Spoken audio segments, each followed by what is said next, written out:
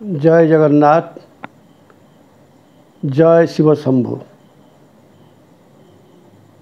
जय माँ बागवादिनी सारला। जय माँ मो माँ संतोषी। जय पंचसखा। आज यही पुण्यतिथि रे श्रावण मासरे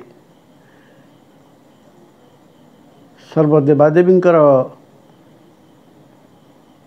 अभय पादपद्म भक्त माने मनोनिवेश करिसेंती। भक्त भगवान एकाकार। आज ये जगतरू किपरि लोक माने सब पाप करिवे से विषय में आज कहि। आपण मान धैर्यर सह शेष पर्यंत अपेक्षा करंतु। पापर फल केड़े आनंद ही थाए, केते आत्मतृप्ति पाई थाए, पापी केमती परित्राण पाए से विषय आपण मानकु प्रांजल भाव में कहि। बाबुरे केन्द्रापड़ा जिला गर्दपुर ब्लॉक पलसुधा पंचायत भद्दिल ग्राम रे माँ संतोषी श्रीक्षेत्र ब्रह्मणाक्षर मंदिर अच्छी। से ब्रह्मणाक्षर मंदिर ब्रह्मतत्व किसी कहबी। पिंड आ ब्रह्मांड विषय आपण मानक सम्यक सूचना देवी। जहाँ ब्रह्मांड अच्छी ता पिंडे अच्छी। तेणु आपण मैंने सब पाप करंतु। पाप कले आपण मैंने निश्चिंत वैकुंठपुर को जीवे। पाप कले परमेश्वर निश्चिंत आसवे। बाबुरे जदि विषय किसी न बुझी पारती ताहले मते फोन माध्यम जनइले मु आपण मानक से विषय प्रांजल भाव में बुझेदेवी। तेणु यही नंबर टी रखि था 6371041934। यही नंबर रे आपण माने जोगाजोग करेंगे। मु आपण को पापर आक्षरिक अर्थ बुझेदेवी। तेणु मु आज जगत को विनम्र भाव में कहूँ समस्ते पाप करने शिखंतु। कारण खूब कम लोक पाप कर बहुत लोक पुण्य कर। किछि लोक पाप पुण्यर बहुत दूर रे सेमानकर पापरे भागी नहीं कि पुण्य रे भागी नहीं। सेमाने कथा होचे खाइबे पीबे ऐश आराम करेंगे ए बाबद अच्छा। तेणु से जगन्नाथ पाखे निजक समर्पण करी आशुतोष पाखे समर्पित हुई माँ बागवादिनी सारला पाखे निजक समर्पण करी मो माँ संतोषी कली शांति देवाई आसी तार अभय चरण रे निजक समर्पण करी पंचसखा बतई भावधारा कलिकलमुषु उद्धार पाई जो पथ देखते से पथ को विनम्र नमस्कार करी आज आपण मानक पाप तत्व बुझेबी। बाबुरे बहुत कम लोक पाप कर पापी मान पाखक प्रभु आसती नबाक। किंतु जो बहुत लोक पुण्य कर से पुण्य लोक पाखक प्रभु आसंतिनी। से माने आनंद रे रहंती, सुख रे रहंती एवं ऐश्वर्य भोग करती। तेणु बाबुरे मो कालिया शांत जगन्नाथ हाथ गोड़ नहीं ताहार बसी सेमती अपलक नयन रे तार पलक पड़ुनी। गोल गोल आखि, गोल गोल हाथ, गोल गोल पाद, सबू तार गोल। कहले बाबू अपलक नयन रे जी बसी जार कथा होची हाथ पाद गोल गोल से पुणी कथा होची 14 ब्रह्मांड 21 ब्रह्मांड आओ स्वर्ग मर्त्य पाताल सबू ठाबर ठाकुर। से पुणी बड़ ठाकुर आउ सारा पृथ्वीवासी तांको कथा होची चिर नमस्य रूप सर्वदा पूजा करुछंती। से मोर कालिया शांत ଆଉ ସେଇ କାଳିଆ ସାନ୍ତଙ୍କ ପାଖରେ ମୁଁ ନିଜକୁ ସମର୍ପଣ କରି ଆଜି ଆପଣଙ୍କୁ ପାପ କରିବା ପାଇଁ କହୁଥିବାରୁ ଆପଣମାନେ କଥା ହେଉଛି ମନ ଦୁଃଖ କରୁଥିବେ। ବାବୁରେ ମୋ କଥା ଶେଷ ସମୟ ପର୍ଯ୍ୟନ୍ତ ଅପେକ୍ଷା କରନ୍ତୁ। ଆପଣମାନେ ନିଶ୍ଚିନ୍ତ କଥା ହେଉଛି ବୈକୁଣ୍ଠପୁର ଯିବେ। ଆଉ କାରଣ ଭୀମ ଭୋଇ କହିଲେ ପାଦ ପାଣି ନାହିଁ ତାଙ୍କୁ ଧରିବ କିଏ, ଏମନ୍ତ ଶୂନ୍ୟ ସ୍ୱରୂପ ଦେଖା ନଯାଏ। ସେ ପ୍ରଭୁଙ୍କର ପାଦ ନାହିଁ କି ହାତ ନାହିଁ, ତାକୁ କେମିତି ଧରିବା?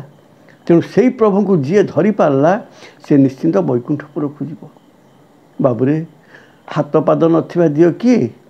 ସେଇ ପରମବ୍ରହ୍ମ, ପରମ ପୁରୁଷ, ପରମାତ୍ମା ନିଜେ କଥା ହେଉଛି ଶୂନ୍ୟ ସ୍ୱରୂପ ଜଗତର ନାଥ। ସେଇ ଶୂନ୍ୟ ଜଗନ୍ନାଥଙ୍କୁ ଆମେ ଯେତେବେଳେ ଧରିବା ସେ ନିଶ୍ଚିନ୍ତ ଆମକୁ ଆଶୀର୍ବାଦ ଦେବେ। ଆମେ କ'ଣ କରୁଛେ? ଆମେ ହାତ ଗୋଡ଼ ଥିବା ଜଗନ୍ନାଥଙ୍କୁ ଡାକୁଛେ। ଆମେ କ'ଣ କରୁଛେ? ଆଖିରେ ଅନେଇକିରି ଦେଖୁଛେ। କେଉଁଦିନ ଆଖି ବନ୍ଦ କଲେଣି ନା। ଆମେ ସେମିତି କଥା ହେଉଛି ଗିନି ବଜେଇ କୀର୍ତ୍ତନ କରୁଛେ, ଖୋଳ ବଜେଇ କୀର୍ତ୍ତନ କରୁଛେ, ଆନନ୍ଦରେ ସପ୍ରେମେ କୀର୍ତ୍ତନ କରୁଛେ। କେଉଁଦିନ ଆଖି ବୁଜି କୀର୍ତ୍ତନ କଲେଣି? କେଉଁଦିନ ନାକ ଭିତରେ କୀର୍ତ୍ତନ କଲେଣି? ଖାଲି ସେଇ ପାଟିରେ କରୁଛନ୍ତି ଆଉ ଅରୁଆ ଭାତ ଡାଲମା ଖାଉଛନ୍ତି। ବାବୁରେ ଏଇ ଅରୁଆ ଭାତ ଡାଲମା କେତେ ଦିନ ଖାଇବେ? ଆପଣ ଥରେ ବସୁନାହାନ୍ତି, ଆଖି ବୁଜି ବସୁନାହାନ୍ତି। ବସିଲେ ପୁରା ପାପ କରିବେ, ନ ବସିଲେ କେମିତି ପାପ କରିବେ?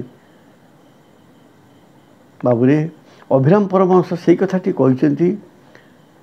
ଇଏ ଯେତେ ପୋଥି ପୁରାଣ ସବୁ ଲେଖା ହେଇଛି ଏ ଜୀବ ଆଉ ପରମର ତତ୍ତ୍ୱ ବୁଝିବା ପାଇଁ। ତେଣୁ ଜୀବ ପରମର ତତ୍ତ୍ୱ ବୁଝିଗଲେ ଆଉ ଏ ପୋଥି ପୁରାଣରେ କିଛି ଆବଶ୍ୟକ ନାହିଁ। ସେଇଥିପାଇଁ ସେ କଲମ କଲେ ଜୀବ ପରମର ଭେଟାଭେଟି ପାଇଁ ଅଷ୍ଟାଦଶ ଯେ ପୁରାଣ, ଜୀବ ପରମ ଭେଟାଭେଟି ହେଲେ ପୁରାଣରେ କିସ କାମ?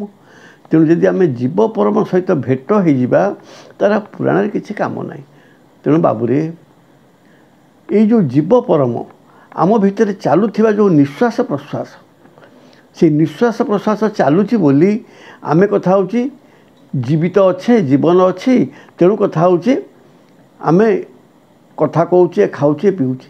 ଯେଉଁଦିନ ଏ ପବନ ଟିକକ ଚାଲିଯିବ ଆମକୁ ଲୋକ ଶବ ବୋଲି କହିବେ।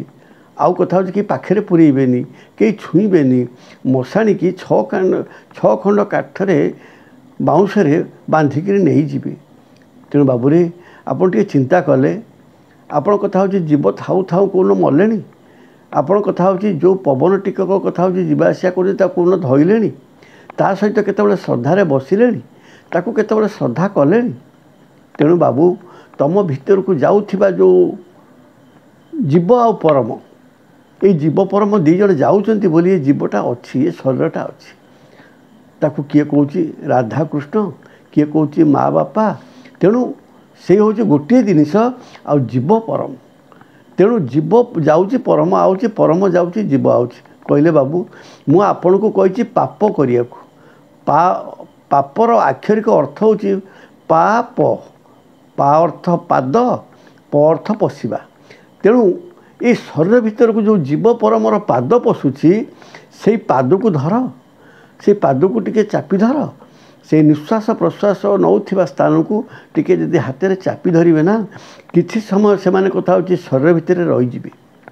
ବାବୁରେ ବିଜ୍ଞାନ କହୁଛି ଯିଏ ସେଇ ପବନକୁ ଧାରଣ କରିଛି, କାରଣ ଆମ ଶରୀର ଭିତରେ 21,600 ଥର ଯେଉଁ ପବନ ଚାଲୁଛି ସେଇ 21,600 ଥର ପବନକୁ ଯିଏ ନିରୋଧ କରିକିରି ଆସ୍ତେ ଆସ୍ତେ 100 200 କମେଇକିରି ଯେତେବେଳେ 21,000 ପର୍ଯ୍ୟନ୍ତ ଆସିବ ସେ ନିଶ୍ଚିନ୍ତ ଆହୁରି 20 ବର୍ଷ 30 ବର୍ଷ ବଞ୍ଚିବ। କାରଣ ବିଜ୍ଞାନ ଏଇଟା କହୁଛି, ଆଉ ଆମର ପୁରାଣ ବି 600 ବହୁତ ଆଗରୁ କଥା କହିଛି। ତେଣୁ ସେଇ ପବନ ହେଉଛି ସେଇ ଯେଉଁ ପାପ, ଆମର ଯେଉଁ ପବନ ପଶୁଛି ତାକୁ କୁହାଯାଉଛି ପାପ। ପାଦକୁ ପୁରା, ସେଇ ପାଦକୁ ଯିଏ ପୁରଉଛି ସେ ଜଣେ ସାଧୁ ହେଇଥିବ, ଗୁରୁ ହେଇଥିବ, ଭକ୍ତ ହେଇଥିବ, ଆଉ ତତ୍ତ୍ୱମାର୍ଗୀ ହେଇଥିବ। ଆଚ୍ଛା ବାବୁରେ କହିଲେ ଇଏ ବାବଦରେ କେତେ ଜଣ ଅଛନ୍ତି ଯେଉଁମାନେ ସାଧୁସନ୍ଥ, ମହାପୁରୁଷ, गुरुभक्त से माने ए काम करुँच से नवापाई परम ब्रह्म निश्चिंत आसबे एवं से निश्चिंत वैकुंठपुर जीवे किंतु बाबूरे जो माने कथा होची आनंद कथा होची दान दक्षिणा करुँच उपभोग करुँच खुशी अच्छी से आनंद रही पारती किंतु भगवान पाखक जापरेनि कि भगवान पाखक आसीपारे तेणु से मुझे कहली पाप कर ये जो पाप ये पाद को शरीर भीतर को निय एवं आखि बुझी बस तांको मन भितर धारणा कर तेणु आपण उद्धार हो जीवे वैकुंठपुर को जीवे तेणु से जगन्नाथ को स्मरण करी से भोलानाथ को स्मरण करी से मो माँ शारदा को स्मरण करी मो माँ संतोषी को स्मरण करी पंचसखा को बतई बाट को स्मरण करी आज आपण मैंने पाप कर चलतु दिने समय आसब आपण जड़े साधु हो महापुरुष हो ज्ञानी हो एवं आयुष आपणकर बढ़ीज तेणु जगन्नाथ आपणकर मंगल करंतु आपण शरीर तत्व बुझंतु गुरु करंतु गुरु आपन को से कथा कहीदेवे आपन थरे आसंतु ना ब्रह्मणाक्षर मंदिर भदिल को तेणु से करुणामय करुणा निश्चिंत प्राप्त हेबे। जय जगन्नाथ जय जगन्नाथ।